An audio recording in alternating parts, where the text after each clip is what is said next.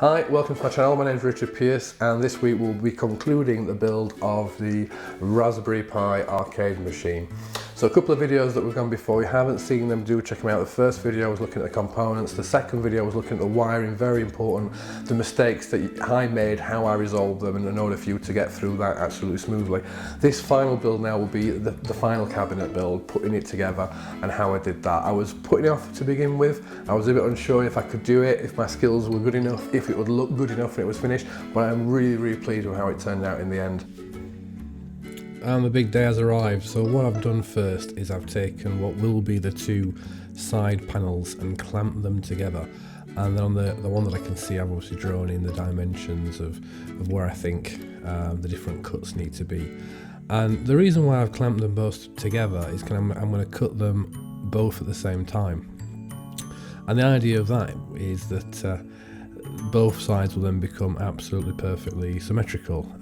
Cutting them individually and trying to get all these cuts absolutely perfect for each one is something that I can't really do at the moment. I'm not that skilled, so cutting them together made total sense to me.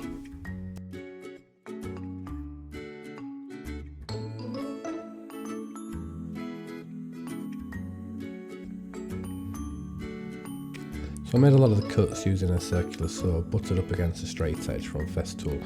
Now I know that's not how you're supposed to use that particular straight edge, but the plunge circular saw is quite expensive, and I bought the straight edge first, not knowing that, and sooner or later I will get around to buying one of those Festool plunge saws. And now we're working on the router, the plunge router, and simply because the inside bit of this cut, I couldn't get the circular saw into it because there was no sort of way in, if that makes sense. So it made the right sense to use the router, although it was really tricky routing through, you know, two bits of 3/4 inch plywood at the same time. It took a lot of passes. I really had to extend my router bit out, and it did fall out a couple of times, which was probably quite dangerous actually, but it all worked in the end, and it made a nice cut.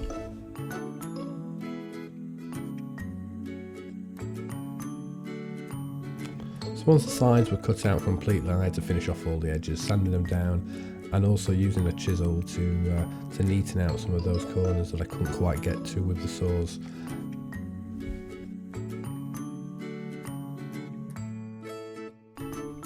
With everything nice and neat and tidy, I unseparated them and laid them out, so you see how they're nice and symmetrical now.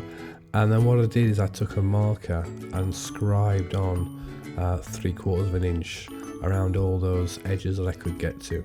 And the reason I'm doing that is I'm going to place battens and align them along those lines that I've just scribed out. And then the bits that will span the sides, so the front face, the actual buttons and so on, will butt up against those pieces of wood that I put up against there. Next we're putting the buttons on. Now I managed to find these plans out of the internet which work really well. Lining them up, and it gives me a sort of template exactly where to drill all the holes for all the various buttons and joysticks.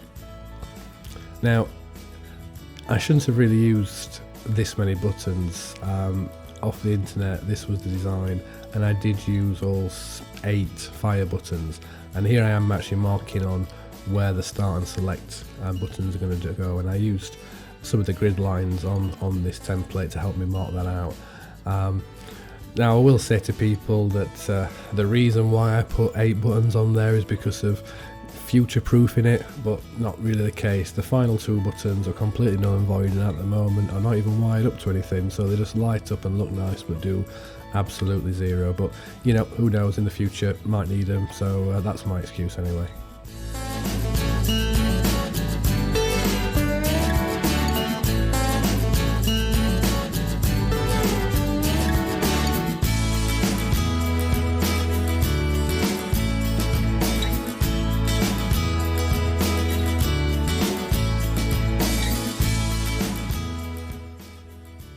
Now one thing I noticed when I finished doing all the buttons was I'd missed the pilot hole for one of them. I went through the template, missed it out.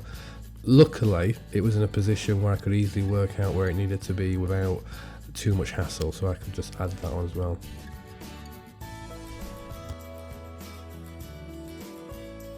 Hi, so skip forward a few days. I've finished with the side pieces, and what I've done, if you can see, is I've added a load of extra battens of wood, something to butt up against the side, so the braces. There's a couple of pieces I couldn't replicate on the second one because these sort of go in the middle, and that's what the monitor and speakers are against, and they're on a funny angle. These ones at the edge I could do. What I'm going to do now is I'm going to start building it up and then work out where these need to be for the centrepiece, just by working out for a 90-degree angle. Really exciting, this bit. Looking forward to it. All the side pieces that I made came out of sheets of wood that I got cut at the Home sort of Depot department, as they say, and they were all 60 centimetres long, so I had several strips of plywood that was all 60 centimetres wide, so therefore I knew that all I needed to do is cut them down to length. So obviously there's short pieces there and a long piece at the bottom for the kickboard, and the scraps that I'd left over, you know, came in quite handy to do the sort of the back areas that people weren't going to see. But the good thing about getting them cut all at the DIY store before bringing them home all to the right size, the same size, is that I didn't have any worry about them being any gaps, because if I'd have cut them, maybe they weren't straight, maybe they weren't true, maybe they weren't quite 60 centimetres, and there'd be gaps and awkward bits, so doing it this way made total sense to me. Now this was a really exciting moment. Got all the bits on that I could, and I could bring the other side in and lay it on top, and hopefully it would snap into place. So once I got this on top and snapped into place with all the guides that I could find, then those other guides that would use the monitor, you can see there, and also the speakers that were in set, and I couldn't mark out with the scribe where those buttons needed to be. All I had to do is put the pieces in, make sure they were vertical and a 90-degree angle to the base, and then I could mark out at the top where the batten needed to be. So here we've got the final bit of wiring. Apart from the prototype, which we're using long bits of wire, what I did here is really try to make everything as nice and neat and tight as possible. And I brought the iPac 2 board and bolted it to a piece of wood using a couple of spare washer things that I found lying around.